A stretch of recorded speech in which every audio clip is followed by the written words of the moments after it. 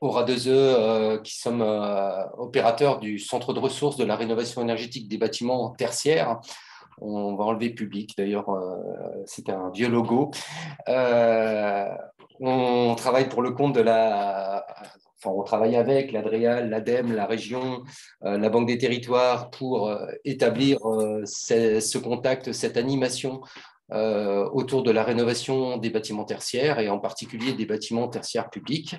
Aujourd'hui, on est réunis pour parler des sons de CO2.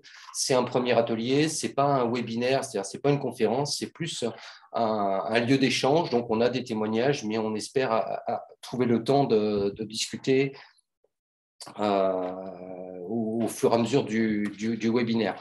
Le programme d'aujourd'hui, le contexte réglementaire avec Jérôme Bécavin de la Tréal. Et puis, on a sélectionné trois témoignages. Un plutôt orienté sur la rétroaction et sur l'action quand il y a une sonde CO2 qui détecte un excès, avec Adrien Tollet du conseil départemental de l'Ardèche. Un témoignage plus sur le comportement et l'implication des utilisateurs sur la communication, avec Daniel Botella du bureau d'études Transitia, qui travaille beaucoup sur les collèges, en particulier en Auvergne-Rhône-Alpes, mais aussi dans toute la France. Et là, c'est un témoignage sur le département de l'Essonne. Et puis, un travail qu'on a mené, nous, Aura2E, avec le conseil régional, avec la région, la direction des lycées, sur les sondes CO2 qui ont été installées et aussi les tableaux de bord Adviseo du télésuivi de ces sondes. Et puis, j'espère qu'on trouvera le temps de discuter un petit peu. Donc, je vais demander à chaque intervenant d'essayer d'être bref pour qu'on ait la place pour ces discussions. Et on se laissera bien sûr un tout petit temps quand même de discussion après chaque intervention. Vous pouvez poser vos questions dans le chat en direct, et sinon, on n'est pas très nombreux. On pourra, le cas échéant, ouvrir les micros si c'est plus simple. Je vous rappelle juste que le Centre de ressources régionales a un site internet qui s'appelle renotertiaire-aura.fr. On travaille pour les collectivités, mais surtout pour les structures d'accompagnement de ces collectivités sur le terrain. On met à jour tout un tas d'événements, d'actualités sur le site internet. Allez voir un peu ce qu'on vous propose. Et puis, on organise régulièrement des webinaires ou des ateliers. Donc, pour ceux qui ne sont pas encore inscrits ou pas encore dans nos listes, n'hésitez pas à nous solliciter. On vous rajoutera dans les listes et vous pourrez bénéficier de tout ça. On a deux axes d'action, plutôt des choses qui sont génériques pour un peu tout le monde, et puis des choses plus pointues, des groupes thématiques. Donc aujourd'hui, c'est un premier atelier sur les sondes CO2, mais si certains d'entre vous, 4, 5, 7, 8, 10, souhaitent vraiment creuser le sujet plus particulièrement, à ce moment-là, on pourra voir ce qu'on peut faire ensemble au-delà de ce webinaire. Pour les agendas, simplement noter que pour le moment, on a prévu le prochain webinaire est dédié à l'autoconsommation photovoltaïque. Ce sera le 4 octobre. C'est toujours les mardis de 11h à 12h30. Donc, c'est assez simple à se rappeler. Donc, le 4 octobre, autoconsommation photovoltaïque. Et puis, tous les replays, notamment d'aujourd'hui, vous avez vu que c'est enregistré, sont disponibles sur le site internet. Écoutez, pour démarrer, Jérôme, je te laisse partager ton écran et puis la parole est à toi.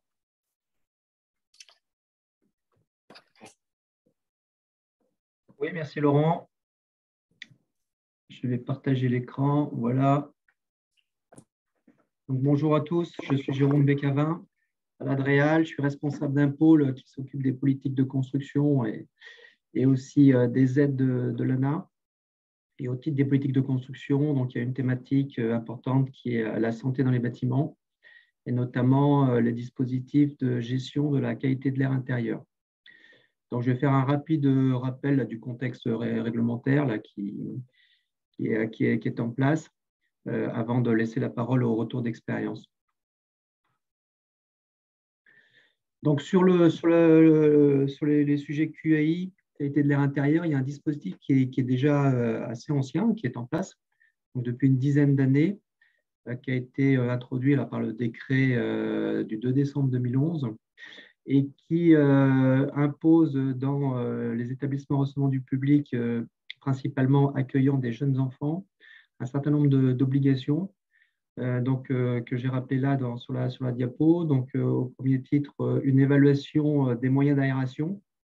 Donc là, c'est faire un point effectivement sur ces ouvrants, ces VMC, les différents systèmes d'aération qui sont en place dans le bâtiment. Et de mettre en place au choix une stratégie qui consiste soit à faire des campagnes de mesure régulièrement de certains polluants dits réglementaires, soit de mettre en place des plans d'action sur la base d'une auto-évaluation de la qualité de l'air intérieur.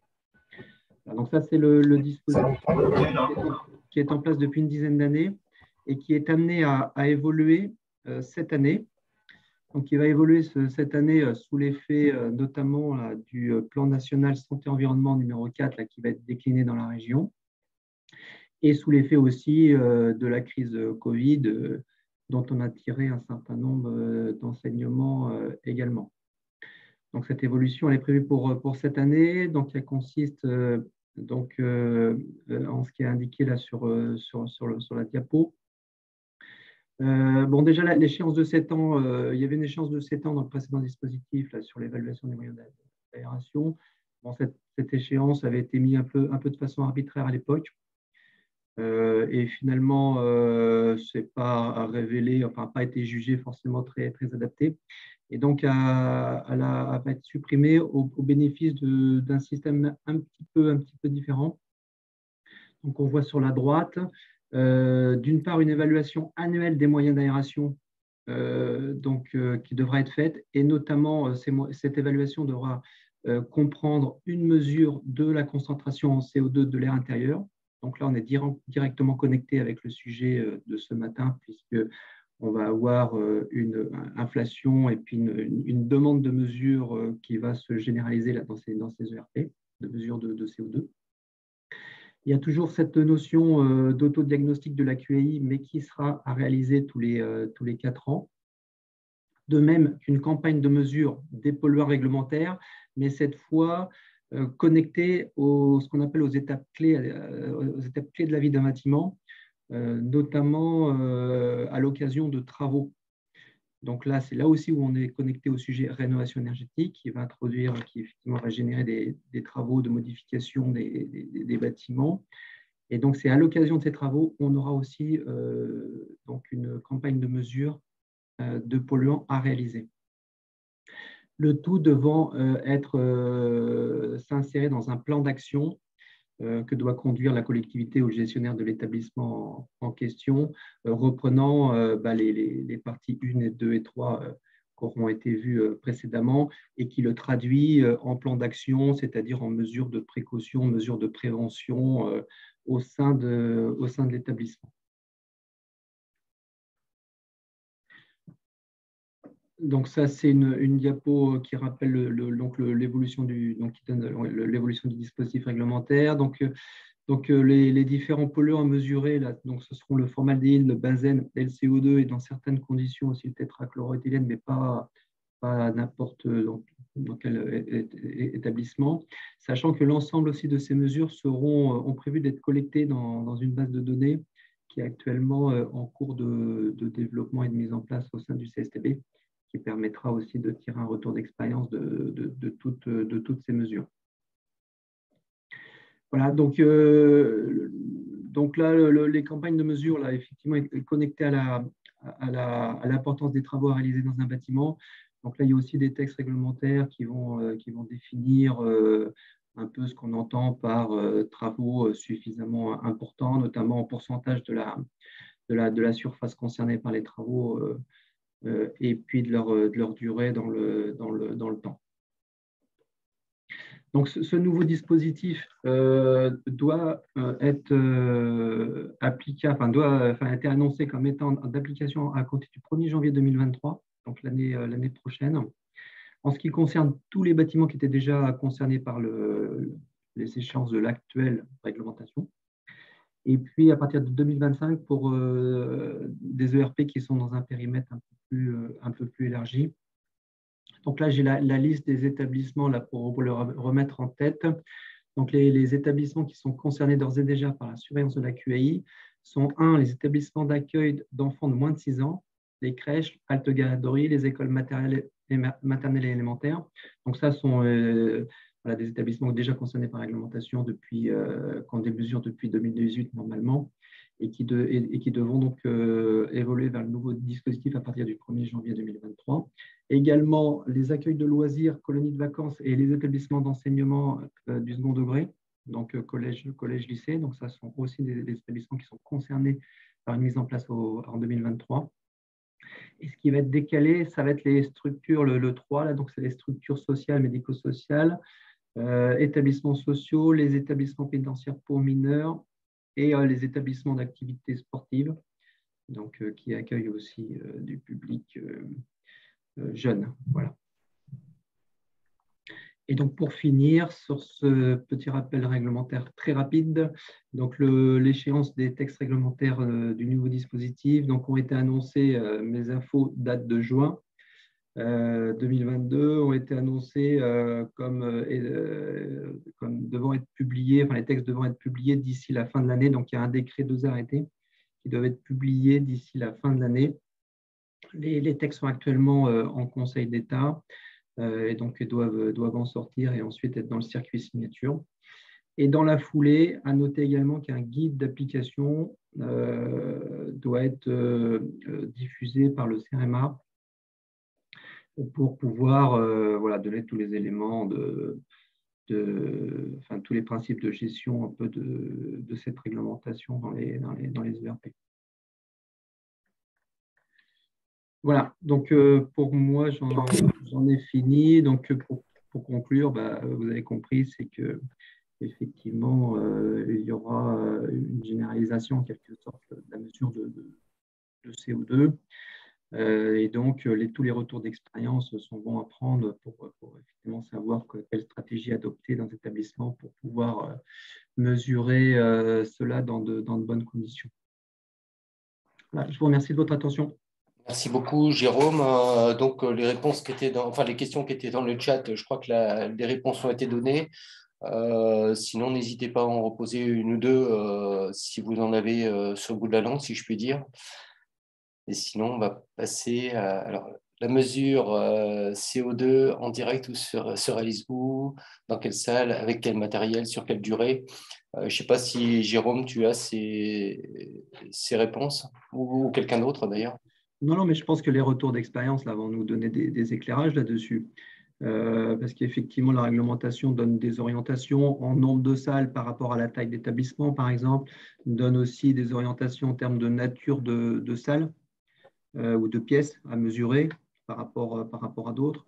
Donc là, il y a des orientations qui sont données, mais je pense que là, en la matière, les retours d'expérience seront bien utiles pour ça. On en reparlera tout à l'heure, mais c'est vrai qu'on se disait que peut-être au moment de la sortie définitive des textes de la réglementation et du guide de recommandation du CEREMA, on pourrait se refaire un petit webinaire avec l'Adréal pour préciser les choses. C'est rapide et facile, et une fois qu'on aura tous les éléments. Merci beaucoup. Et donc, on va passer au premier témoignage. Adrien, tu peux prendre la présentation si tu le souhaites. Oui, est-ce que tout le monde m'entend déjà? Ouais, super. Ok. Donc Adrien Tollet du conseil départemental de l'Ardèche. Je suis économe de flux et chargé de gestion technique sur les bâtiments. Et je suis avec ma collègue Annelise Viojas, qui est plus spécifiquement, elle, sur la thématique de la qualité de l'air dans les bâtiments. Donc elle a suivi notamment, via aussi des études portées avec le bureau d'études Transistia sur les états des lieux de nos installations et la mise en place, on va dire, du programme de mise en œuvre, voilà, de ces mesures. Là, je vais hop, je vous trouve ça. Est-ce que vous voyez mon PowerPoint? Ah, c'est bon. Donc voilà, pour faire un petit retour d'expérience sur le déploiement des sondes autonomes qu'on a pu mettre en place et tout ce qui était rétroaction, on va dire interaction entre certaines sondes connectées avec nos systèmes de pilotage des installations qu'on a eu l'occasion de développer sur un collège notamment, et puis qui sont en cours plus ou moins importantes sur d'autres bâtiments. Alors, pour situer le contexte, nous, au-delà du cadre réglementaire, ce qui a un petit peu activé, on va dire, la machine, c'est évidemment la période Covid, où il y a eu des questions sur la façon dont on était capable de traiter l'air dans les espaces, notamment les espaces sans masque, qui étaient principalement, nous, dans notre patrimoine, au niveau des collèges, dans les demi-pensions et les réfectoires. Et puis, ça a été étendu aux salles de classe ne disposant pas de ventilation mécanique, où on a ici installé des systèmes, des sondes autonomes, en l'occurrence de marque Classer. Elles ont été commandées, elles sont prévues d'être installées prochainement, sachant qu'il y avait déjà quelques-unes qui avaient été installées effectivement sur certains bâtiments. Donc, pour ce que je disais, donc, période Covid, ça a permis une première approche pour les sondes autonomes. La réglementation qui obligera à partir de 2023 de réaliser certaines mesures pour contrôler la qualité de l'air. Et puis, sur les aspects énergétiques, en fait, l'idée, c'était, dans le cadre d'asservissement des équipements techniques, centrales de traitement d'air, d'asservir en fait l'occupation des salles, dont l'indicateur est la concentration en CO2, avec l'ouverture ou la fermeture de registres permettant d'injecter plus ou moins d'air neuf dans les espaces concernés. Au niveau des sondes autonomes là, qui ont été installées ou qui vont être installées sur nos collèges principalement, pour l'instant, dans les réfectoires, en fait, on a fait le choix, on avait trouvé un fournisseur qui nous donnait, qui nous a proposé une sonde AirSense de la marque Standard & Poor's, je crois, Unelvance, qui présentait l'avantage en fait d'avoir un affichage lumineux. Donc, ce n'est pas un affichage effectivement à lecture directe, on ne lit pas la concentration en CO2 sur ces sondes-là, mais par contre, on peut régler les seuils, par lesquels en fait la lumière sera affichée en rouge. Ah, je ne suis pas en plein écran sur le diaporama? Il me semble que si, mais. Non, là, tu n'es pas en plein écran si tu veux te le mettre. Alors, pourquoi il ne me met pas en plein écran? Je suis en plein écran chez moi et pas chez vous. Attendez. Non, mais c'est pas grave, sinon on va trouver. Si vous voyez. Ouais, parce que là, bon, peu importe. Sur ce que je disais sur les réfectoires, donc c'est des sondes qui permettent d'avoir un changement d'affichage lumineux qui passera du vert au rouge en fonction du dépassement du seuil de concentration qui aura été défini par des petits potentiomètres. L'idée, c'était de pouvoir, de façon assez simple, avoir une lecture rapide, même à distance, s'il y avait une nécessité d'ouverture ou non mécanique de façon manuelle, pour aérer les pièces. Et puis, l'avantage de cette sonde-là, de cet affichage, c'est qu'elle peut aussi également se raccorder sur une GTC, via des sorties 0,10 volts ou des contacts relais, pour permettre un affichage peut-être plus visible ou récupérer les données, en tout cas enregistrées par le capteur.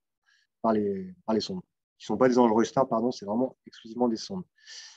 Et pour les classes, on est parti là sur une commande des capteurs de classe R.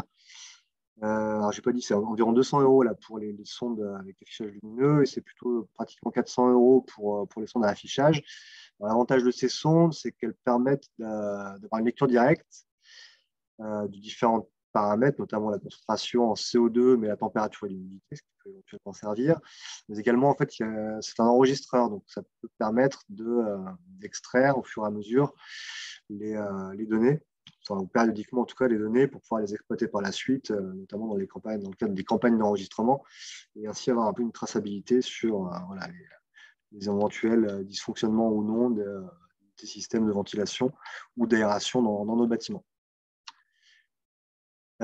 Pour faire une petite précision sur tout ce qu'on appelle GTC, ce qui est remonté sur notre GTC, donc notre gestion technique centralisée, dont l'objet était le pilotage des installations. Donc, l'objectif était d'avoir les lectures et les enregistrements via notre superviseur, qui permet d'avoir des historiques sur des périodes relativement longues.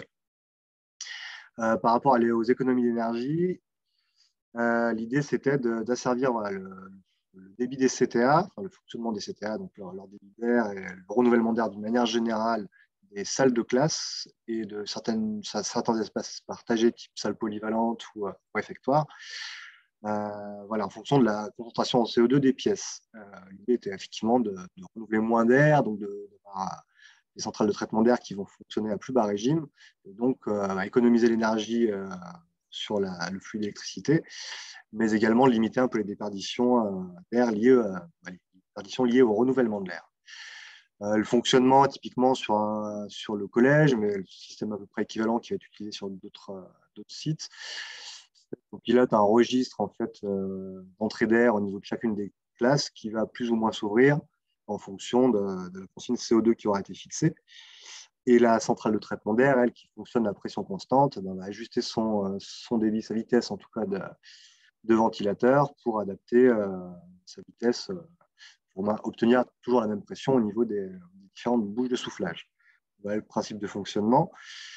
Ce que je disais, nous, on a une GTC de marque Schneider. Bon, après, peu importe la marque, finalement, on est capable de remonter des données X ou Y sur n'importe quel superviseur de nos jours.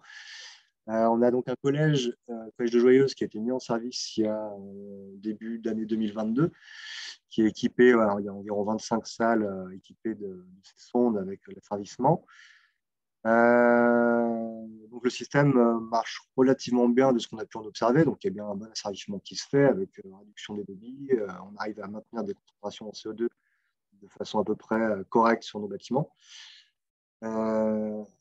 Voilà, après, on a eu des soucis à la mise en œuvre, mais comme dans tout système qui commence à être un peu complexe, c'est-à-dire voilà, des sondes qui communiquent mal ou des automates qui ne vont pas remonter ou voire qui ne communiquent pas du tout, ce qui peut nécessiter voilà, un temps de mise en œuvre et de mise au point assez longue au démarrage des chantiers. Sur le pôle des mines, c'est un des bâtiments où il y a une partie bureau, une partie atelier.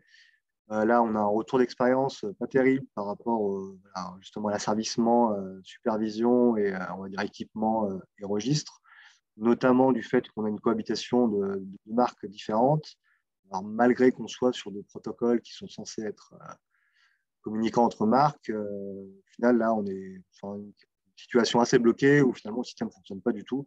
Les valeurs remontées sur la supervision sont complètement fausses, et ce qui fausse complètement l'asservissement par la suite. Alors, ça devrait se rectifier, mais il faut être quand même assez vigilant je pense, sur l'uniformité, en fait, l'uniformisation des systèmes sur les bâtiments, forcément à l'échelle du patrimoine, mais pour avoir un asservissement garanti et que ce soit opérationnel, voilà, les multimarques, ce n'est pas toujours ce qu'il y a de plus optimal.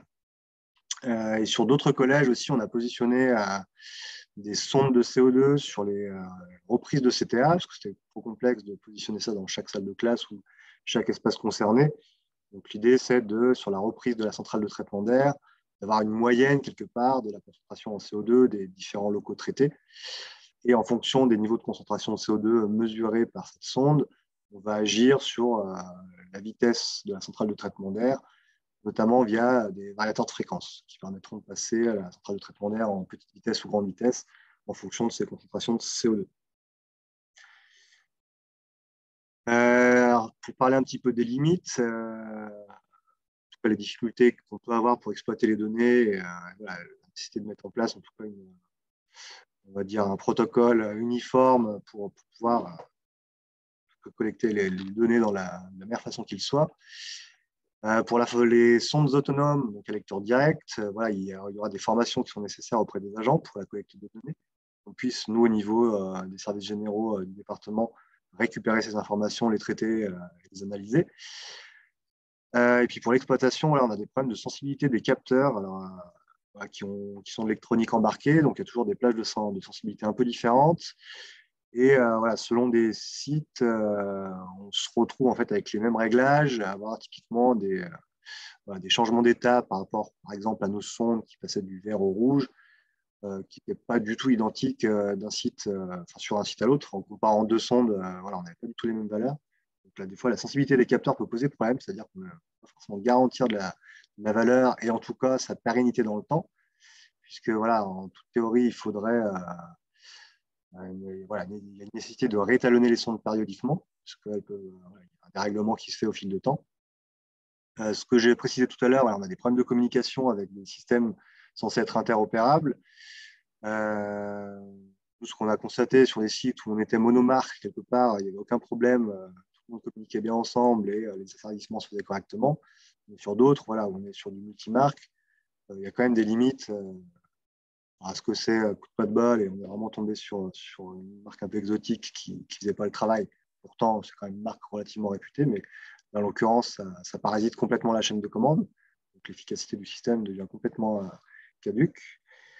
Et sur les gains énergétiques, c'est difficile à évaluer. Parce que déjà, on a eu quand même les habitudes des usagers d'ouvrir régulièrement les fenêtres, malgré qu'on ait des systèmes qui permettent de traiter l'air, notamment en période hivernale. Il y a quand même cette habitude prise par notamment par les enseignants et les usagers des bâtiments d'ouvrir les fenêtres régulièrement. Donc, quelque part, on ne s'affranchit pas de cette perte énergétique-là. Nous, au niveau de gestion des centrales de traitement d'air qui font du traitement hygiénique de l'air, de renouvellement d'air, généralement, elles sont à l'arrêt hors période d'occupation. Du coup, le gain se fait exclusivement en journée sur des périodes d'occupation où elle va pouvoir s'en servir, puisque le reste du temps, elle est arrêtée. On n'a pas de retour précis, mais le gain énergétique sur quelque part un équipement qui va tourner uniquement en période en vacances, elle est complètement arrêtée, le soir, elle est complètement arrêtée, la nuit également. Sur une plage de 10 heures par jour, on va varier un peu le débit des centrales de traitement d'air. Voilà, est-ce que le jeu en vaut la chandelle? C'est-à-dire où on complexifie quand même relativement le bâtiment en rajoutant beaucoup de capteurs, beaucoup d'automates qui eux-mêmes consomment de l'énergie.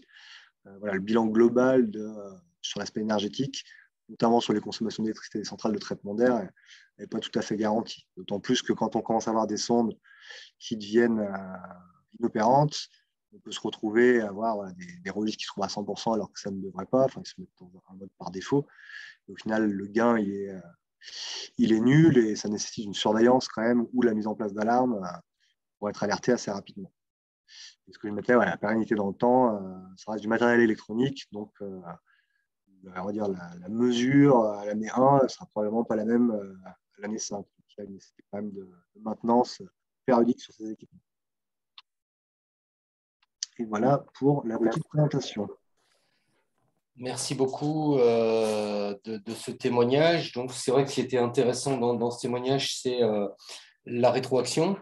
On constate une situation et on essaye de faire en sorte qu'elle se corrige toute seule, si je puis dire, indépendamment de l'intervention du professeur ou de l'usager, et de rendre optimale cette boucle de rétroaction. Donc, vous pouvez poser vos questions dans le chat. Il y en avait une sur le réétalonnage des sondes, là, mais c'est plutôt la fréquence. Tu as dit qu'il fallait les réétalonner régulièrement. Effectivement, c'est combien régulièrement? Tous les ans, tous les 3 ans, tous les 5 ans? Je mettais tous les 5 ans, mais en fait, ça va vraiment dépendre de la qualité du matériel installé. C'est-à-dire que là, en l'état, je n'ai pas de chiffre clé, mais on sait que du fait de l'électronique, en théorie, ça va être entre 2 et 5 ans selon le matériel, l'exposition, l'humidité de la pièce. Il y a pas mal de facteurs climatiques dans lesquels est installée la sonde qui peuvent jouer. Et puis au-delà de côté aussi, au-delà de la dégradation, au-delà de l'étalonnage, il y a quand même la dégradation de ces équipements-là qui sont quand même assez visibles, sauf quand on les positionne dans des endroits un peu clés, mais pas forcément représentatifs. C'est difficile à voir, on verra dans le temps, effectivement, dans les mesures, dans quelle mesure il y a une dérive. Là, on fait les premiers essais. C'est les données constructeurs pour l'instant environ 5 ans, mais ça se trouve, on va se rendre compte qu'au bout de 2 ans, des valeurs complètement farfelues, ou peut-être au bout de 10 ans, sur quelque chose de correct.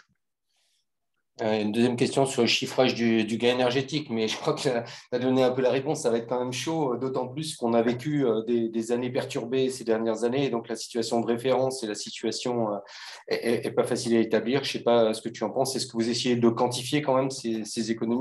C'est difficile parce qu'en fait, après, ça veut dire que ça nécessite d'installer effectivement des compteurs sur chacun des équipements concernés. On rajoute encore en technique derrière, ce qui est faisable en soi. De là, le mesurer, où ça va se jouer de l'ordre de, à mon avis, entre 0 et 5%. C'est un ordre de grandeur que j'annonce. Ça va être difficile vraiment de l'isoler parce qu'il y a trop de paramètres qui vont influer autour pour dire, finalement, je ne maîtrise pas l'ouverture des fenêtres, je ne maîtrise pas non plus intégralement mon bâtiment qui est exploité par les utilisateurs des collèges, en fait, et pas par le département directement. Donc, je ne suis pas sûr qu'on s'en autant j'aurais une baisse de 50%, sans doute qu'on la verrait. Je ne pense pas que ce soit de cet ordre-là, et ça, à mon avis, ça va être difficile à identifier. Oui, surtout que, comme tu l'as dit tout à l'heure aussi, ça vient en complément d'une politique de sobriété qui dit tu ventiles pas s'il n'y en a pas besoin déjà d'entrée. Et donc, si jamais effectivement il y avait des moments où la CTA était ouverte alors qu'il n'y avait pas de besoin, tu aurais pu la couper. Mais là, si elle était déjà coupée avant, ça veut dire que tu vas jouer à la marge, effectivement.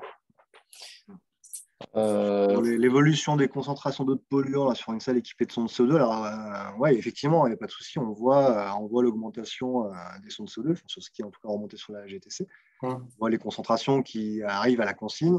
Après, en fonction de l'asservissement qui va exister, là pour le coup, nous c'est du chrono-proportionnel, donc le registre va s'ouvrir de plus en plus au fur et à mesure que je me rapproche de la consigne, et on arrive à traiter l'air. Ceci dit, j'ai quand même observé des salles de classe qui peuvent être liées à tout autre paramètre. On dépasse quand même la concentration malgré l'ouverture à 100% du registre, qui peut être lié à la vigilance derrière du très bon équilibrage des réseaux, qui est loin d'être quelque chose de façon très correcte, je pense, à l'échelle d'un patrimoine. Oui, je vois la question dans le chat là, sur les niveaux de consigne que vous avez adoptés, les niveaux de dépassement, c'est 800. Effectivement, c'est 800 ou 1000. Après, les textes ne sont pas hyper uniformes, on va dire, là-dessus. Donc, là, il y a le règlement sanitaire qui nous dit ouais, 800, c'est bien. 1000, c'est bien aussi. 1200, ça devient critique. On essaie de trouver un bon compromis. Là, en l'occurrence, effectivement, je crois que sur le collège, on est à 800 ppm. C'est ce qu'on va partir, on va dire, sur les textes un peu réglementaires. Mais concentrations qui sont très rapidement atteintes. Évidemment, quand on a 30 enfants dans une classe, c'est vite atteint. Et là, voilà, on s'est posé la question sur d'autres sites de mettre ou pas en place des sondes de CO2. Et dans l'idée de simplifier un peu les bâtiments, parce qu'en exploitation et maintenance derrière, c'est quand même compliqué d'avoir des capteurs et des sondes de partout.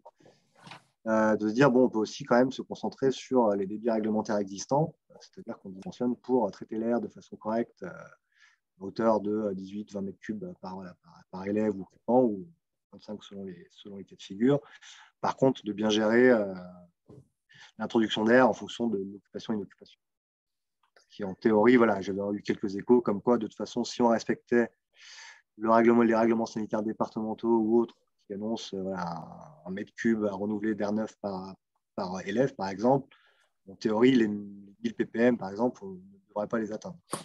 Alors, ouais, ça c'est intéressant. C'est vrai qu'on y reviendra peut-être dans la discussion. On y reviendra aussi par rapport au calcul de l'indice icône qui est à regarder aussi, puisque lui, il donne une valeur moyenne sur la journée. Donc, il permet quand même de diluer un peu les pics sur la situation. Et puis, il y a cette problématique du nombre d'élèves, parce qu'en fait, ce que tu viens de dire aussi, donc tu peux dimensionner ton installation de CTA.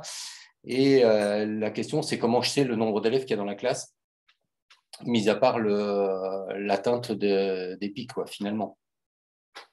Oui, tout à fait, c'est des occupations variables. Alors, généralement, dans les collèges, ça va quand même relativement varier à la marge, je dirais, mais oui, il y a tout un système. Voilà, il faut quand même garantir le renouvellement d'air. Donc, est-ce qu'on fait le local plus défavorable à chaque fois de partout, sachant que je reviens là-dessus, ça va être au moment vraiment de la mise en œuvre de toute façon des systèmes de distribution aérolique où c'est de l'autocontrôle généralement par les entreprises, de bien revérifier parce que selon les paramètres, les conditions, etc. climatiques, en fait, il peut y avoir des grosses variations par la suite et pas avoir du tout les débits escomptés en fait sur les bouches de soufflage, alors qu'on avait le paramètre qui était correct il y a quelques semaines ou quelques mois avant. Donc, en tout cas, tu nous as amené quand même pas mal de sujets de discussion, de partage collectif sur la compatibilité des matériels sur la chaîne de rétroaction, sur les débits maximaux, sur le calcul du gain énergétique ou pas, et comment on pourrait l'estimer, le mesurer et le quantifier au moins un tout petit peu. C'est intéressant. Je te remercie beaucoup. S'il n'y a plus de questions, on va passer au témoignage suivant et puis on reviendra sur toutes ces questions éventuellement en discussion à la fin. Merci beaucoup, Adrien. Et donc, Monsieur Botella, je vous laisse la parole. Oui, merci. Alors, je veux m'assurer que vous m'entendez bien et que vous voyez bien la présentation. C'est parfait. OK. Très bien. Donc, je suis Daniel Botella, consultant du cabinet Transvicia. C'est un cabinet de conseil uniquement spécialisé dans la surveillance de la qualité de l'air intérieur. On travaille avec 26 départements, 3 régions et une centaine de villes. et je vais partager avec vous un retour d'expérience sur cette fois-ci un usage pédagogique de capteurs CO2. C'est en région parisienne, c'est le département de l'Essonne. Donc, cela concerne 100 collèges, 500 capteurs pédagogiques ont été déployés pour un budget par collège de 1 750 €. Alors, pourquoi ce programme? Eh bien, c'est pour appliquer les recommandations du protocole sanitaire de l'éducation nationale qui demande effectivement l'équipement de capteurs CO2 dans les écoles, dans les collèges, les lycées. C'est également sensibiliser les occupants au risque de confinement, mais c'est aussi se servir de capteurs comme outil de contrôle et d'aide à la décision. Et enfin, ça permet de disposer de capteurs pour identifier, et on va y revenir tout à l'heure, les pièces à risque. Alors, comment? Donc là, il y a eu une dotation de 5 capteurs pédagogiques dans chaque collège. On n'a pas lâché les capteurs comme ça dans la nature, donc c'est la raison pour laquelle il y a eu toute cette pédagogie en amont, former et sensibiliser les référents des collèges aux risques de confinement, aux règles de l'art pour l'utilisation des capteurs pédagogiques, sensibiliser également les professeurs, mais également analyser un retour d'expérience et proposer du support en cas de problème. Et on va l'aborder tout à l'heure, quel type de problème, à quel type de problème vous se trouvez confronté. Alors, on reste dans le comment. Donc, je l'ai dit, informer et former les occupants, ça c'est très important pour un usage régulier et en connaissance de cause du capteur CO2. C'est aussi, parce que si on prend le protocole sanitaire de l'éducation nationale, il est mentionné qu'effectivement, il faut aérer, et ils disent une fois par heure.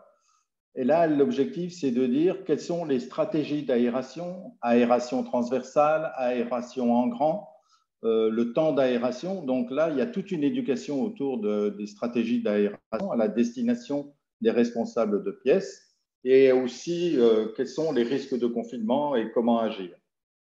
Donc le principe, et c'est l'aspect pédagogique, donc c'est permettre à chaque professeur de mener son expérience sur une période de 15 jours avec un capteur. Et à l'issue de cette expérience, le professeur aura acquis les bons réflexes d'aération, savoir quand aérer, combien de temps aérer, comment aérer. Alors, toujours dans le comment, quelles ont été les modalités du partage, puisque on voit qu'il y a 5 capteurs par établissement, pour des raisons aussi budgétaires, comment faire profiter tout le monde et partager cette expérience. Il y a 2 façons de faire. Soit les capteurs pédagogiques sont affectés à des pièces et elles restent dans ces pièces pendant 2 mois, 1 à 2 mois, et ensuite elles sont affectées à d'autres pièces, ce qui permet dans ces pièces de voir passer pas mal de professeurs qui vont vivre cette expérience. Et l'autre façon d'opérer, c'est les capteurs pédagogiques qui sont affectés à des professeurs. Là, c'est une durée de 1 à 2 semaines. Puis, ensuite, on a une affectation à d'autres professeurs volontaires. Donc, vous voyez, il y a quand même de la méthode, de l'organisation pour que les choses se passent bien. Alors, toujours dans le comment, là, on va parler du capteur. Alors, quelles sont les caractéristiques techniques du capteur? Alors, vous savez, les capteurs, ça a déjà été un petit peu abordé. Il y a à boire et à manger, on voit de tout. Nous-mêmes, on s'est rapproché de la Chine et on a trouvé des capteurs à moins de 20 $. Donc, le principe, c'est quand même que ces caractéristiques techniques correspondent aux préconisations des décrets et aux recommandations du Haut Conseil de la santé publique, tant au niveau de la sonde, comme on le voit ici, de l'incertitude de mesure, le domaine de mesure exprimé en particules par million de 0 à 5000, et un capteur étalonné en usine ou facilement par l'utilisateur. Éviter tous les capteurs où l'étalonnage est automatique Donc, c'est la raison pour laquelle il faut quand même, surtout qu'on voit qu'avec la réglementation, il va falloir faire des mesures lors des campagnes, lorsqu'il y aura la réalisation de l'état des ouvrants des pièces, il y aura forcément des recommandations sur l'aspect caractéristique technique de manière à avoir une bonne fiabilité au niveau des mesures. Ça, c'est les caractéristiques techniques, mais pour une bonne pédagogie, on a aussi des informations que nous, on recommande. C'est-à-dire qu'il faut qu'il y ait un cadran d'affichage du CO2 exprimé en ppm. Donc là, vous avez un petit exemple à droite qui est donné. Cela va permettre visuellement de voir et pour la première fois connaître quel est le taux de CO2 dans la pièce, des voyants d'alerte lumineux en cas de dépassement des seuils, un paramétrage des fréquences de mesurage. Alors, c'est les pas où la sonde va faire sa mesure. Alors, c'est 10 minutes, c'est 5 minutes, c'est 2 minutes. Et si on veut de l'efficacité, il faut qu'effectivement, on puisse paramétrer, souvent pour aller vers 2 ou 5 minutes, pour se rendre compte, lorsqu'un professeur ouvre une fenêtre, au bout de combien de temps, eh bien, le taux de confinement va redevenir normal. On a aussi l'affichage de la température et du taux d'humidité dans la pièce. Et comme ce sont des capteurs pédagogiques qui vont se promener, entre guillemets, de pièce en pièce, eh bien, il est important qu'ils soient autonomes, soit par des batteries rechargeables ou piles. Donc, voilà les caractéristiques techniques et les caractéristiques pour une bonne pédagogie. Alors, quels sont les avantages pour le propriétaire, en l'occurrence le retour d'expérience pour le conseil départemental de l'Essonne? Eh bien, c'est par cette pédagogie d'optimiser les phases d'aération et de se retrouver avec une aération efficiente, c'est-à-dire le temps juste nécessaire pour renouveler l'air au bon moment, selon la meilleure technique pour limiter la déperdition de chaleur. Car dans les recommandations, et nous, on a pu avoir des retours d'expérience avec des professeurs, comme on leur dit, il faut aérer souvent, un certain nombre soit oublie, soit décide de faire de l'entrebâillement en se disant, comme ça, je vais m'enlever la contrainte d'aération et d'aller à la fenêtre et de revenir, sauf que l'entrebâillement en hiver, ce n'est pas bon du tout pour la sauvegarde de la chaleur. Donc, on va avoir des dépenses d'énergie qui vont monter en flèche.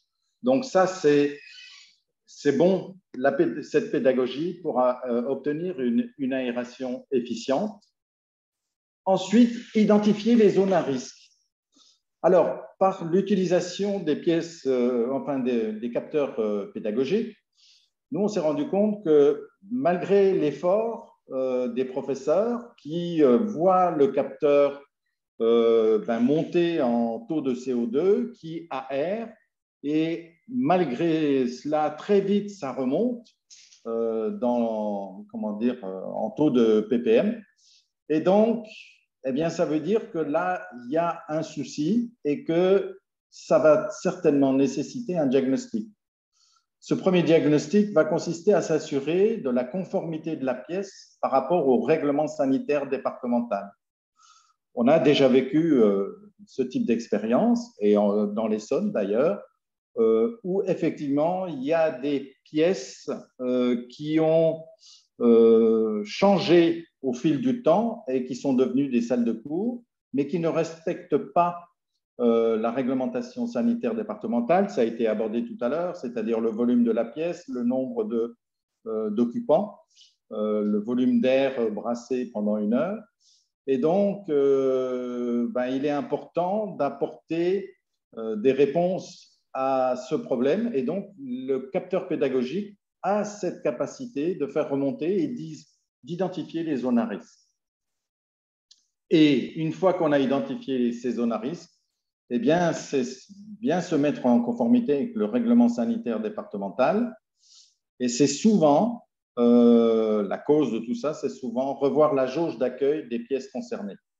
C'est-à-dire que ce sont des initiatives qui ont été prises dans des lycées ou dans des départements où la démographie est élevée. Eh bien, on a de plus en plus d'élèves et on utilise des pièces, mais qui ne sont pas faites pour accueillir 30 élèves et ça pose des problèmes de taux de CO2. Donc, il est important de solutionner ces problèmes. Alors, pour l'occupant, quels sont les bénéfices de ce type d'expérience? Eh bien, enfin, pour la première fois, avec un capteur CO2, il va pouvoir visualiser réellement le taux de CO2 et obtenir des informations en temps réel sur la qualité de l'air de la pièce. Si on n'a pas de capteur CO2, bon, soit on a de bons réflexes et on aère de temps en temps, ou alors la seule façon de se rendre compte si on est dans une situation de confinement, ben, ça va être en constatant que les enfants sont moins attentifs, sont en train de s'endormir ou certains se plaignent de maux de tête. Donc, ou alors même dans la pièce, ça commence à sentir pas l'air naturel. Donc, c'était les seuls signaux dont disposait le professeur. Ben maintenant, avec un capteur CO2, il va visualiser en temps réel les informations et donc agir. Donc, les responsables de pièces vont se sentir plus sensibilisés et plus impliqués. Ils vont agir efficacement en situation de confinement. Ils vont bien entendu contribuer au confort des occupants, mais également par leur expérience, eh bien, ils vont remonter des alertes en disant bon, ben moi, dans cette pièce, j'ai beau faire tous les efforts d'aération, je remonte trop vite dans le confinement, afin que la collectivité territoriale puisse agir et régler le problème. Alors, pour mener ce type d'expérience, nous, on a mené cette expérience il y a 1 an. Il faut quand même de bonnes pratiques. C'est-à-dire, comme je le disais tout à l'heure, il ne faut pas lâcher dans la nature des capteurs. Il y a un peu de technique. Donc, il faut des livrets de prise en main du capteur. Il faut des informations sur le risque de confinement. Comment agir en cas de situation de confinement, de manière à ce qu'il n'y ait pas une panique lorsque ça passe à l'orange ou au rouge. Et ce qui est aussi intéressant, c'est de construire un QCM, un questionnaire, pour obtenir le retour d'expérience qu'on va avoir avec les utilisateurs. Et également, bien penser à mettre à la disposition des utilisateurs un formulaire pour remonter les alertes afin que la collectivité territoriale puisse résoudre les différents problèmes. Voilà, c'était un retour d'expérience. Il y a 1 an, département de l'Essonne, 500 capteurs à des fins pédagogiques. Je vous remercie de votre attention. Merci beaucoup. Oui, c'est vraiment très, très intéressant ce côté pédagogique. On voit bien qu'on en a tous besoin. Je ne sais pas si les participants ont des questions à vous poser sur cette présentation.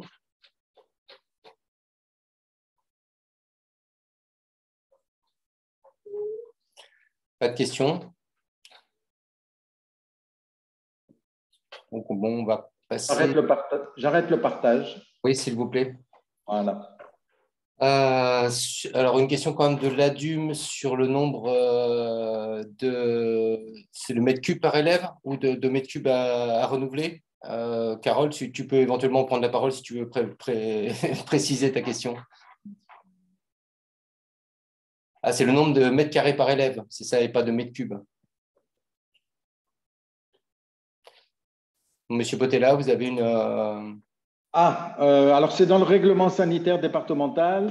Il faudrait que je me replonge dedans de manière à ne pas communiquer. Mais effectivement, il y a, qu'on soit en milieu professionnel ou dans le monde des ERP et de l'éducation, il y a une règle. Je vais chercher l'information et je vais la communiquer après. Moi, je m'interrogeais aussi sur le côté saisonnier. On verra dans le témoignage suivant, il y a quand même pas mal de variations de la qualité de l'air dans une même salle en fonction des saisons. Et donc, la méthode que vous avez utilisée avec les professeurs pour les habituer à une bonne ventilation, finalement, ils vont prendre des habitudes dans un contexte donné, à une saison donnée. Et cette habitude n'est pas forcément adaptée pour une autre saison, y compris dans la même salle. C'est-à-dire qu'en fait, s'il intervient en janvier en période de chauve ou si c'est au mois de mai ou au mois d'avril, on n'a pas les mêmes niveaux de confinement. Et donc, je me demandais si finalement, il n'y avait pas besoin d'un retour annuel ou d'un étalonnage pour l'enseignant à différentes saisons. Enfin, comment vous voyez les choses? Alors, comme vous l'avez vu, donc, il y a 5 capteurs par collège. Donc, on a commencé, c'était effectivement l'été, mais comme vous l'avez vu, ces capteurs passent de professeur en professeur et passent de salle en salle. Et donc, il y a forcément une expérience qui est menée hors chauffe et une expérience qui est menée l'hiver. D'accord. Que cette expérience, elle est, comment dire, elle est toujours active, c'est-à-dire c'est de la rotation et les gens continuent à utiliser les capteurs CO2 qui restent à demeure dans l'établissement. Merci beaucoup. Oui, donc il y a une autre question qui concerne aussi les premiers intervenants du CD07 là, sur les excès, les maximums de dépassement qui ont pu être observés. Est-ce que vous avez une idée de combien de milliers de ppm on parle en dépassement maximal? On n'a pas assez de retour là-dessus. Moi, le plus que j'ai pu observer en direct, c'était peut-être aux alentours de 1200-1300 ppm, mais en fait, en théorie, il n'y a pas de limite, quoi. On pourrait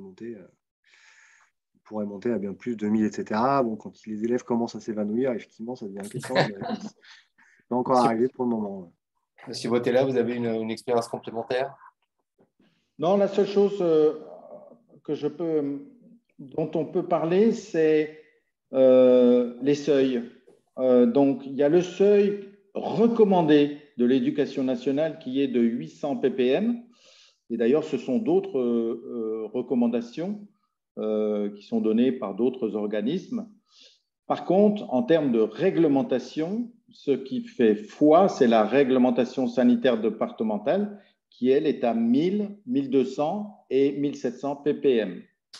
Parce que, comme l'a dit tout à l'heure l'intervenant M. Tollet, 800 ppm, certes, c'est très bien, mais alors on est très, très souvent, tous les quarts d'heure, à la fenêtre, parce qu'effectivement, on atteint très, très vite dans une salle de 30 élèves ce seuil de 800 ppm. Merci beaucoup. Je propose qu'on passe à la région et ils répondront en même temps. Vous verrez dans la présentation du troisième témoignage des exemples de valeurs seuil et de dépassement. Et on dépasse allègrement les 2000 ppm et on va beaucoup plus loin dans les mesures qui sont faites.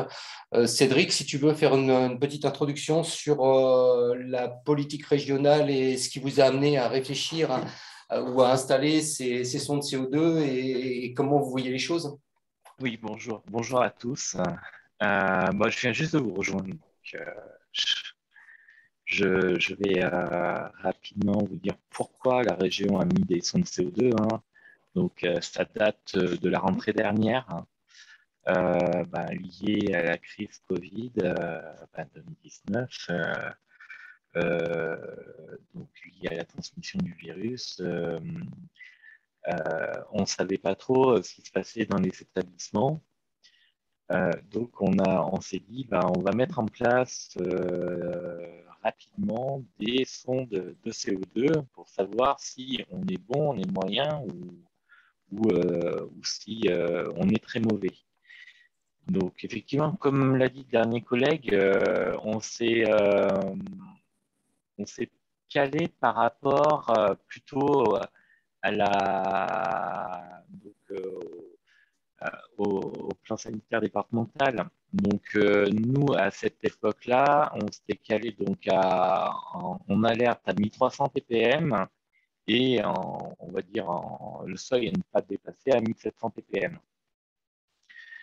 Par contre, effectivement, on avait bien vu que le HSCP, donc la recommandation pour l'éducation nationale, c'était 800 ppm, mais en moyenne sur la journée. Donc, ce n'était pas une valeur affichée. Donc, ils avaient sorti un autre décret par la suite. Et effectivement, le 800, on va dire le 800 ppm moyen sur l'année, sur la journée, on arrivait à peu près à l'atteindre, mais pas de partout. Par contre, on avait des seuils 1700 ppm, on avait du 3000 ou 4000 suivant les établissements. Hein. C'est suivant des établissements où il n'y avait aucune ventilation. Donc, il a été proposé de mettre en place 3000 capteurs de CO2 sur une période, on va dire, de septembre à décembre, voire janvier, très rapidement. C'est des capteurs, on va dire, connectés qui remontaient sur notre plateforme Adviseo que l'on a à la région et avec la possibilité pour les établissements de les déplacer. Donc, on avait fait un recensement à l'ensemble de nos établissements, donc qu'ils soient publics ou privés. Il y a 562 lycées publics et privés au niveau de la région Auvergne-Rhône-Alpes et on avait provisionné à peu près 10 capteurs par établissement, sachant qu'il y en a un peu moins de la moitié qui en ont demandé. Derrière, on en a rajouté encore 1200 sur le premier semestre, parce qu'il y avait des retardataires qui en demandaient. Et en même temps, vu que c'était des capteurs connectés, on va dire qu'aujourd'hui, ça a tout son sens, puisque ça participe aussi à la vérification de la performance énergétique. Donc, puisqu'il mesure la température ambiante. Donc, alors, on a travaillé pour la qualité de l'air et aujourd'hui, on va plutôt travailler lié à la crise énergétique en vue pour sensibiliser les utilisateurs à la consommation d'énergie. Donc, on a un outil Adviseo qui n'était pas très visible en termes de données parce qu'il y avait beaucoup de données qui remontaient.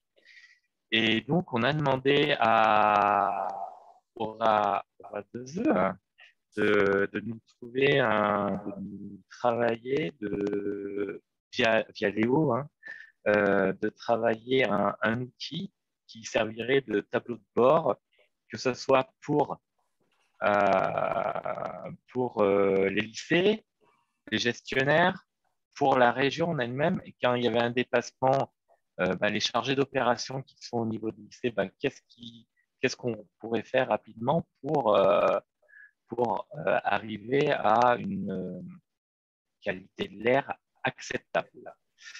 Donc voilà, je vais peut-être finir là-dessus et Léo va vous présenter le travail qu'il a fait. Merci Cédric. Léo, à toi la parole. Ouais, je prends la suite. Voilà. Oui, en effet, vu le temps, je me dépêchais. Alors, hop, donc du coup, je vais vous présenter rapidement l'indicateur et les outils qu'on a mis en place donc, dans le cadre de cette mission. Donc pour effectuer le suivi.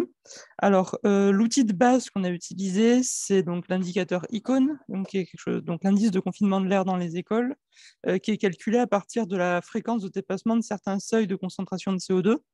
Donc, dans la définition de l'ICON, les seuils qui nous intéressent, c'est le seuil à 1000 et le seuil à 1300. Et donc cet indice ICON, il va regarder donc la proportion de dépassement de ces différents seuils pendant les périodes d'occupation de la salle. Quand on analyse un peu la définition mathématique de cet indicateur, on se rend compte qu'il est conçu pour mettre l'accent sur les pics et sur les moments de dépassement, plus que sur un dépassement modéré, mais qui serait plus constant. Donc, partant de ça, donc de cet indice qui existait déjà, on s'est posé la question de savoir comment on pouvait faire pour agréger les données qu'on avait et faire quelque chose qui nous convenait vis-à-vis des demandes. Et donc, on a constaté qu'on avait déjà plusieurs problèmes rien que pour pouvoir calculer l'icône par rapport aux données qu'on avait. D'une part, on avait une fréquence de télérelève qui était variable en fonction des capteurs. Il y a des capteurs qui échantillonnent à 1 heure, d'autres à 10 minutes.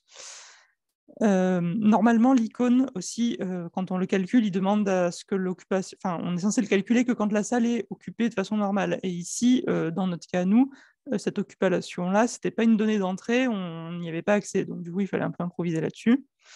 Il y avait aussi la question qui se posait de la temporalité du calcul de l'icône, c'est-à-dire que l'icône, on nous parle de fréquence de taux de dépassement, mais ce n'est pas demandé explicitement, est-ce qu'il est calculé quotidiennement, hebdomadairement, tous les mois, tous les ans. Et on avait aussi un autre problème qui était que l'indicateur qu'on devait concevoir partant de là, il devait à la fois être valide pour une analyse salle par salle, pour une analyse lycée par lycée, et voire même pour une analyse macro au niveau du parc. Donc partant de là, donc on a réglé, enfin on s'est un peu intéressé à tous ces problèmes on a deux types d'échantillonnage et par rapport à l'occupation, on a fait pas mal d'analyses, on s'est rendu compte dont on a tiré quelques conclusions qui nous ont permis d'arriver à l'élaboration de l'indicateur final. Alors, qu'est-ce qu'on a décidé de faire? L'icône est calculée de façon quotidienne pour chaque salle équipée d'un capteur. Donc, tous les jours de semaine ouvrée sur les horaires classiques d'occupation des salles, c'est-à-dire qu'on calcule l'occupation. Enfin, on calcule l'icône sur 8, 12, 14, 18 pour tous les jours, sauf le mercredi où on fait que 8, 12. Alors, voilà. Ensuite, ces valeurs, elles vont être regroupées soit par salle, soit par lycée, voire par d'autres choses, et par d'autres échelles géographiques, et on va aussi les regrouper par mois, ce qui va donc nous donner en fait un certain nombre d'icônes quotidiens, donc sur une période donnée et pour un lieu géographique donné. Et ensuite, avec tous ces icônes-là, on va en calculer la proportion qui va dépasser une certaine valeur de l'icône. Donc, il faut savoir que l'icône, c'est un calcul qui va envoyer en fait les relevés de son CO2 sur une échelle qui va de 0 à 5. Donc, ensuite, il suffit de définir une valeur seuil d'icône qu'on ne veut pas dépasser. Et concrètement, nous, derrière, on se retrouve avec le pourcentage de jours où l'icône a été dépassée. Et donc, partant de là, on a élaboré un outil qui permet de visualiser un peu tout ça. Donc là, on a une vision de l'analyse pour le parc, en fait. Donc là, qu'est-ce qu'on voit? On a une ligne par lycée. On a cette fameuse valeur d'indicateur qui est calculée tous les mois et annuellement. Donc pour la fin de l'année, là, on est sur l'année 2022, du coup, donc sur les 6 premiers mois de l'année. Qu'est-ce qu'on peut voir? Donc là, le calcul il a été fait. On a le pourcentage d'icônes quotidiens supérieur ou égal à 4, donc sur les valeurs de confinement fortes et extrêmes. Alors, qu'est-ce qu'on peut constater? Typiquement, là, on voit quand même un effet saisonnier qui est assez fort. C'est-à-dire qu'en janvier, février, mars, on a certains lycées qui sont vraiment très mauvais. Et même les pires, entre guillemets, vont retrouver des niveaux qui sont tout à fait acceptables pour cet indicateur au mois de mai, voire au mois de juin. Et donc, quand on regarde un peu les valeurs annuelles, ce que ça nous permet de faire aussi, c'est de classer, entre guillemets, les lycées. C'est-à-dire qu'on peut dire, on peut définir les lycées qui sont le plus confinés, ceux qui le sont moins. Là, ce qu'on peut voir, c'est qu'on a quand même bien 10-20% des lycées qui ne sont pas du tout concernés, qui sont toujours à 0%, donc sans que ça pose de problème. On a toute une catégorie de lycées un peu intermédiaires qui va se situer entre 0, 5, 10, 15%.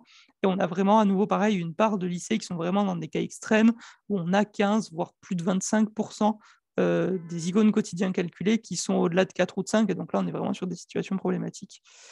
Donc ça, c'est pour la vision un peu au niveau du parc. Et ensuite, donc l'outil, il a tout un deuxième volet où on peut s'intéresser à une vision lycée par lycée, en fait. Donc là, c'est un extrait du tableur Excel. On peut sélectionner son lycée, lancer les calculs, et il va nous retourner la valeur annuelle du lycée, donc le 21,04, son rang par rapport au nombre des lycées du parc. Donc là, on est vraiment sur un lycée qui n'est pas très bon, 358e sur 367. Et en dessous, ce graphique-là, il nous permet en fait d'avoir accès au pourcentage de chaque valeur de l'icône par mois. Donc là, typiquement, si on prend le mois de janvier, on voit qu'au mois de janvier, on avait plus de 30% des icônes quotidiens qui sont soit en rouge, soit en violet, donc soit niveau 4, soit niveau 4, soit niveau 5, donc qui sont vraiment pas bons. Et on constate, à nouveau, ce que je disais, l'effet saisonnier. Au mois de mai, ça s'améliore très fortement, et au mois de juin, on a même plus de 70% des icônes calculées qui sont à 0, donc c'est-à-dire avec aucun dépassement du seuil à 1000 ppm. Donc voilà, donc là, ça permet de constater ce genre de choses-là. Et donc là, l'idée, ce qu'on s'est dit, ce qu'on a fait ensuite, c'est de se dire quelqu'un qui viendrait analyser ça pour son lycée, par exemple, il dirait, bon, ok, manifestement, il y a un problème en hiver, mais est-ce que ce problème, il est localisé dans certaines salles, ou est-ce que c'est quelque chose qui est général à tout mon lycée? Et donc l'idée, c'est que cette vision-là, elle a été déclinée ensuite par salle. Et donc là, c'est ce qui est présenté là, donc pour le même lycée. Et donc là, on a 2 salles de ce lycée-là, par exemple, et on voit typiquement que en fait, la salle 201, elle concentre à elle seule la moitié des jours violets et rouges des mois de janvier, février et mars. Donc, il y a manifestement un problème avec cette salle et ce n'est pas un problème généralisé au lycée puisqu'on voit bien que la salle 600, typiquement, il y a très peu de problèmes, un peu en février et en mars, mais sinon, globalement, la situation reste assez bonne. Donc, l'idée de cet outil, c'est que, au niveau des salles, c'est que donc on a redéveloppé l'indicateur, mais uniquement au niveau salle, et il va permettre de pointer si un problème détecté sur un lycée est un problème spécifique à certaines salles ou si c'est quelque chose de général.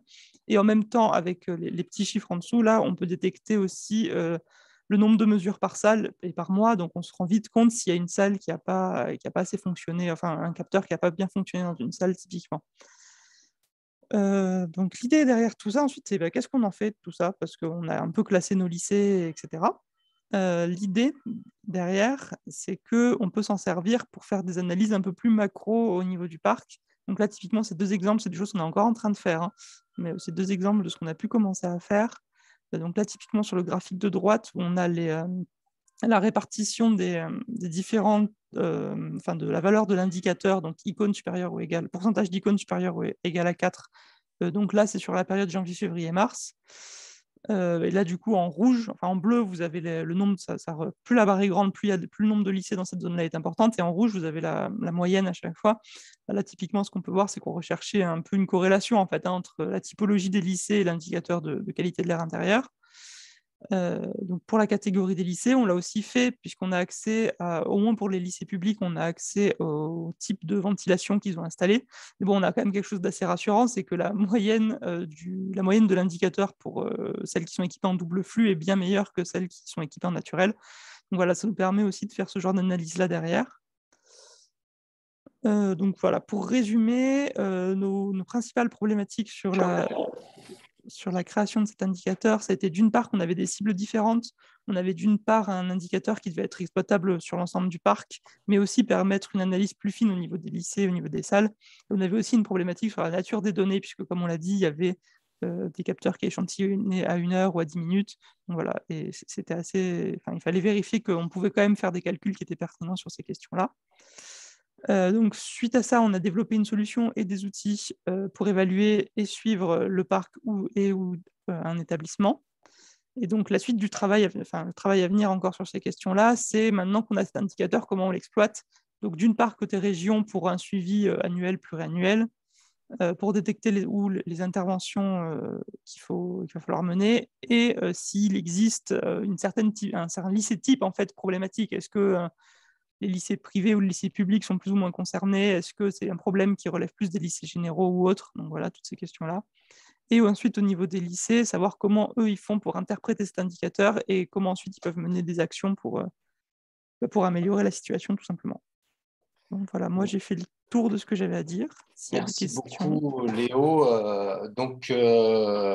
N'hésitez pas si vous avez des questions sur cette expérience. Alors, on a un peu répondu quand même à la question qui est posée là. Est-ce que vous avez réussi à faire un lien entre les salles ou les lycées problématiques et les facteurs de structure, d'isolation du système?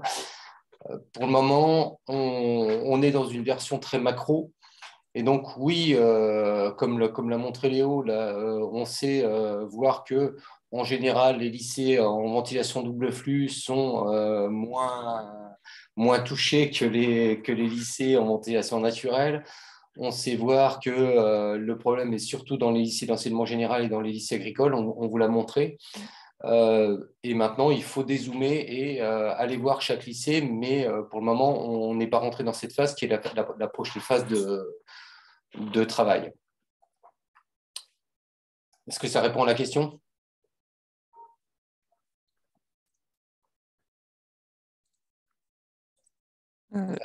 Je pense s'il n'y a pas d'autres questions, c'est vrai que on voit bien la différentes approches et différentes problématiques. Et alors je vais repartager l'écran pour vous montrer aussi d'autres choses que j'ai trouvées en préparant cet atelier.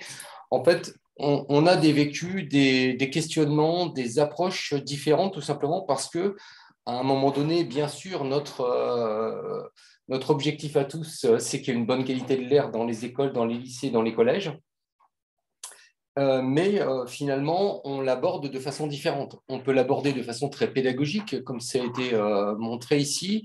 On peut l'aborder aussi avec les boucles de rétroaction, des choses très techniques, comme on a témoigné dans le CD07.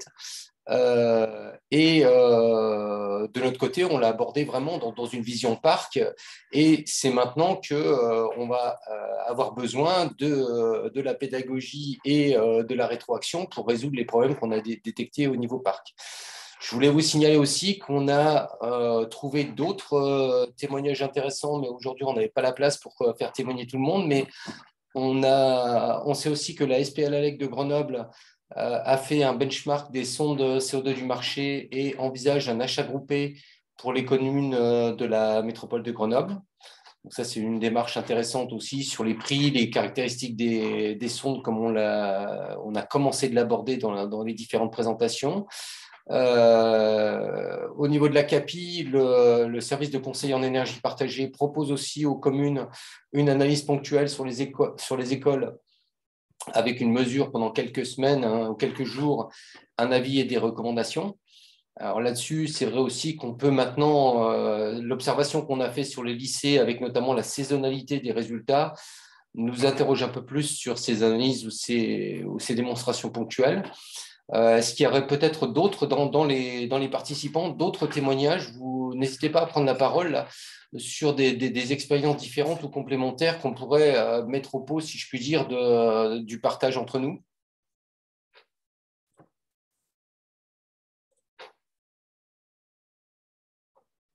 Personne n'a de sonde CO2? Personne ne travaille dessus?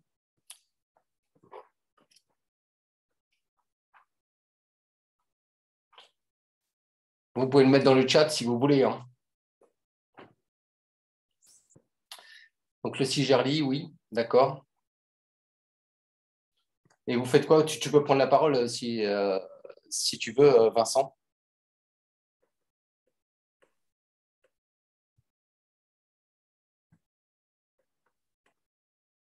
Et sur la ville de Lyon, vous voulez aussi nous dire juste en 2 mots ce que vous avez fait?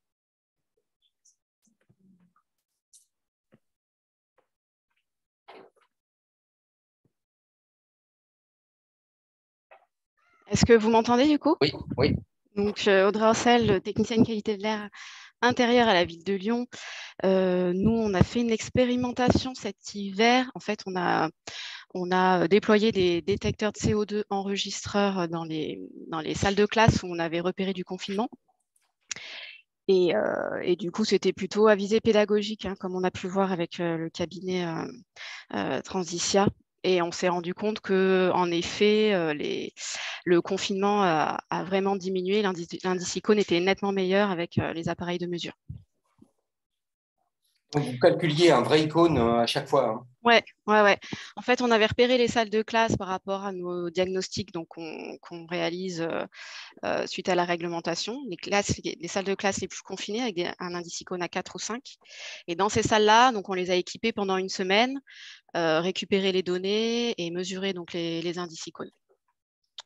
Et après cette expérimentation, on s'est rendu compte du coup de l'intérêt des détecteurs de CO2 à visée pédagogique. Et du coup, il a été décidé à la ville de Lyon d'équiper chaque école d'au moins un détecteur, voire 2 dans les grosses écoles, justement pour que les enseignants puissent comment dire, s'accaparer de ces détecteurs et prendre les bonnes habitudes. Enfin, voilà.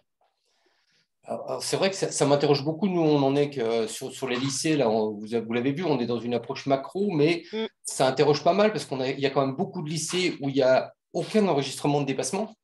Ouais. Jamais.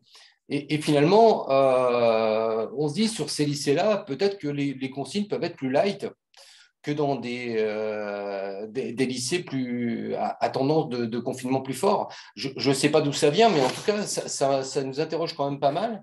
Donc, on voit bien qu'il y a des lycées où vraiment, il y a toujours un souci. Et même l'ouverture des fenêtres ne suffit pas à corriger le tir. Hein. Et donc, là, il va vraiment falloir intervenir. Mais inversement, il y a des lycées où c'est tout le temps bon. Et où, justement, je me dis peut-être que les consignes d'intervention pourraient être adaptées selon le type de lycée et pas les mêmes pour tout le monde, notamment en termes d'ouverture de fenêtres et autres. C'est juste une impression, une première. Je vous livre ça tel que je le ressens aujourd'hui. Alors, nous, bon, c'est dommage parce qu'elle n'est encore pas sortie. On a fait une étude sur 2020 avec l'ADEME sur les déterminants de la qualité de l'air intérieur, donc dans les écoles. Elle doit sortir là incessamment sous peu, normalement avant les journées sur l'air. Donc, je pourrais vous communiquer le rapport où on a essayé de mettre en avant les éléments qui faisaient qu'il y avait du confinement dans nos établissements. Et nous, c'était plutôt par rapport au type de bâti. Parce qu'on a beaucoup d'établissements à la ville qui sont plutôt anciens, sans système de ventilation, et donc on voit tout de suite qu'on a du confinement dans ces établissements-là. Donc je ne sais pas si vous avez pu voir ça dans les lycées, s'il y avait une caractéristique liée au bâtiment. À l'échelle où on est, on n'a pas. Par contre, on voit bien que les lycées d'enseignement généraux, sans doute, il y a beaucoup plus d'élèves par classe aussi. On n'a pas encore tout analysé dans le détail, hein, mais il est possible qu'il y ait plus d'élèves par classe dans les lycées d'enseignement général, ce qui explique pourquoi, par rapport à des lycées professionnels où il y a moins d'élèves, de fait, on a moins de confinement. Ouais, par exemple. Hein. Oui, c'est sûr. Ouais. Et là-dessus, oui, donc merci de vos témoignages, mais la question suivante, ce que je voulais partager avec vous, c'est dire finalement, au-delà de ces exemples, on voit qu'il y en a d'autres qui peuvent servir un peu à tout le monde. La démarche de la SPLALEC de Grenoble sur l'achat groupé, finalement, on voit bien que ça pourrait profiter à d'autres, au moins sur le benchmark des sondes du marché, et puis voir un peu où est-ce qu'ils en sont, et pourquoi pas participer au groupement ou autre. Des exemples d'analyse ponctuelle, ça pourrait être aussi intéressant de les partager parce qu'en fait, on s'enrichit de l'expérience des uns et des autres, et je trouve très riche aussi l'intérêt d'avoir des gens qui sont plutôt QAI et des gens qui sont plutôt techniques, comme c'est le cas du CD07. Là, c'est bien sûr un duo là, entre la santé et puis la performance énergétique. Donc, est-ce que vous ressenteriez l'intérêt, au-delà des présentations d'aujourd'hui, nous, on a une autre formule qui s'appelle un groupe technique. Donc, c'est quelques personnes, une dizaine, une douzaine généralement.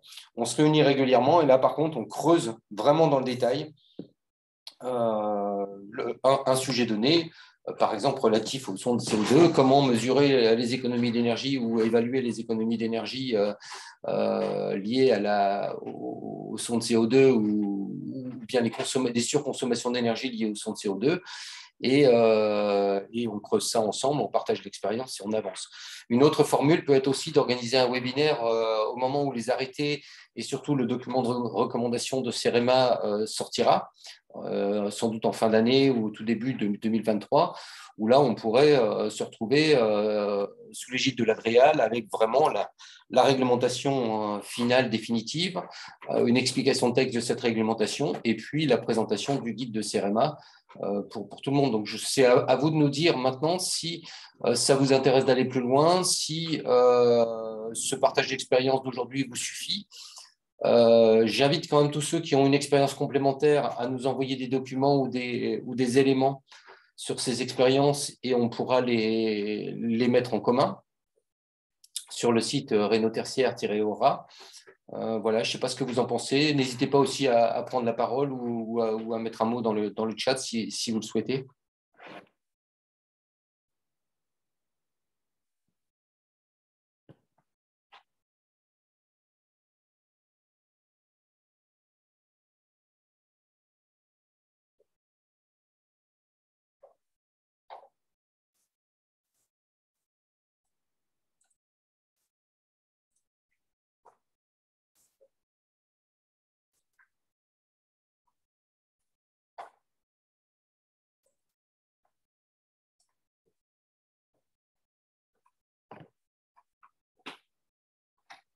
Pas plus de commentaires que ça, si. Un GT QAI ou un GT CO2, j'avoue que j'ai pas réfléchi à ça. C'est étroitement lié, les deux. J'avoue que je suis pas assez sachant pour répondre à cette question-là. J'ai peur qu'un GTQAI soit trop large et surtout, VAD en a déjà un. VAD travaille déjà beaucoup sur la qualité de l'air intérieur et a déjà vraiment beaucoup de compétences et de travail là-dessus. Et j'ai peur qu'on fasse double emploi, alors que sur les sondes CO2, là, on est sur un tout petit morceau, j'entends, de la QAI, mais comme il touche au réglementaire, comme on l'a vu avec la présentation de Jérôme Bécavin tout à l'heure, je le concentrerai bien plus facilement sur les sondes CO2 et de se dire qu'est-ce qu'on fait avec ces trucs. Est-ce que c'est de l'individuel dans les salles de classe et c'est que de la pédagogie? Est-ce qu'on a quelque chose à en tirer en rétroaction et en économie d'énergie? Est-ce qu'on a quelque chose à en tirer en termes de stratégie de parc? Je suis plutôt là-dessus pour le moment.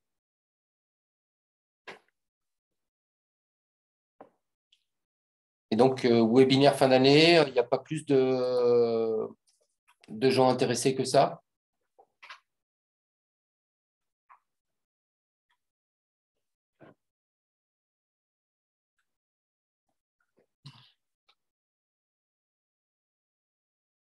OK. Il y a par exemple des sujets aussi qu'on pourrait partager. Moi, je suis un peu interpellé par l'indice icône parce que la remarque qu'on a eue, enfin le constat qu'on a eu, nous, c'est que c'est compliqué de calculer un icône. Même quand on a des points 10 minutes, la question c'est est-ce qu'ils enregistrent au bon moment? Alors quand on a des points horaires, on n'en parle même pas. Il faut connaître le taux d'occupation de la salle à chaque moment de la journée pour pouvoir calculer un indice icône. Il y a des salles qui sont vides à certains moments, occupées à d'autres moments. Il y a l'effet récréation aussi qu'on a très très bien observé sur les courbes. Et c'est vrai que la précision du calcul de l'indice icône nous a un peu interpellés. Et on n'est pas sûr que ce soit finalement l'indice icône stricto sensu soit le bon moyen de mesure d'une salle et que des moyennes comme celles qu'on a inventées ou essayé de mettre en place sur les lycées pourraient finalement répondre plus facilement aux besoins du maître d'ouvrage ou des utilisateurs que l'indice icône stricto sensu tel qu'il est décrit tel qu'il est défini en fait. Je ne sais pas si vous avez d'autres témoignages là-dessus, ceux qui l'ont utilisé.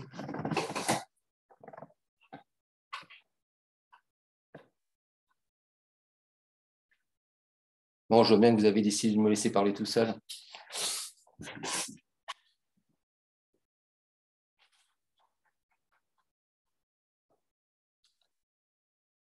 Ok, je propose qu'on arrête là, à moins qu'il y ait encore des questions, des discussions des uns des autres sur ces sujets-là. Je n'ai pas de contact non plus à la SPLALEC de Grenoble. J'ai entendu parler de cette expérience, mais je n'ai pas le contact direct. Si par hasard quelqu'un est au courant et connaît la personne à contacter, ça m'intéresse. Et puis voilà quoi. Alors pour ceux qui sont intéressés par les outils, alors sur les témoignages, vous pouvez contacter directement CD07, nous-mêmes ou le bureau d'études pour, Monsieur Bottella, sur les témoignages faits. Ouais. N'hésitez pas à prendre contact directement avec les gens qui ont témoigné. Le piège simplement la problématique, l'intérêt du travail qui a été fait avec Léo, c'est qu'il peut s'intégrer sur le télésuivi, puisque c'est aussi avec Adviseo qu'on travaille, mais donc les sondes remontent directement. Le principal défaut, c'est que il a des quantités de données énormes, quoi. Donc, vous imaginez 3000 sondes CO2 en point 10 minutes à remonter sur un mois, ça fait des quantités de données énormes et donc il faut quand même avoir une capacité de traitement de données et de remontée de données importante. Et d'ailleurs, je m'interrogeais sur l'Ardèche, là, finalement, des sondes autonomes, là, tu veux qu'il y ait quelqu'un qui, avec une clé USB ou autre, aille télécharger les données et les remonte au niveau départemental. Comment tu vois les choses, en fait? Ouais, effectivement, c'est un petit peu ça. Il va falloir formaliser le fait qu'on ait besoin d'un agent, probablement l'agent des collèges, agent technique des collèges, qui passera périodiquement sur ces sondes, collectera la donnée via le logiciel fourni et nous transmettra la donnée. Ouais. Alors là, peut-être que justement, le tableur de Léo pourrait… parce que le premier onglet de ce tableur, c'est la donnée brute. Oui. Et après, il va piocher dans la donnée brute pour aller refabriquer ces indices icônes journaliers, les agrégés, et ainsi de suite. Et donc, peut-être qu'on pourrait effectivement adapter ce tableur Excel pour que vous puissiez mettre en entrée des mesures de pendant X heures, une mesure. Ta sonde, elle prend pour combien de temps? Quelques journées? Une semaine? Plus? Elle enregistre combien de temps? Il faut que je regarde la date technique. Je ne sais pas en tête si c'est un nombre de points enregistrés. J'imagine qu'on doit avoir un nombre de points et régler la périodicité. Donc, on pourrait voir ensemble comment, effectivement, cet outil-là pourrait être utilisé par d'autres si on met juste le premier onglet de la feuille Excel qui soit des données. Et ensuite, les autres onglets se calculent à partir de ces données. Enfin, Léo, je te laisse quand même maître de voir ça. Et en tout cas, revenez vers nous et puis on en discutera. Oui, on pourra adapter. Là, aujourd'hui, en entrée, il prend quand même… il y a déjà l'icône quotidien en entrée, mais on peut faire plus basique, c'est pas un problème. Donc, cas suivant. Écoutez, s'il n'y a pas d'autres remarques, questions ou compléments, je vous remercie beaucoup. Et puis, donc le prochain webinaire, le 6 octobre, sur l'EPV. Merci à tous ceux qui ont des expériences de nous transmettre leurs éléments. Et puis, merci aux autres. À bientôt.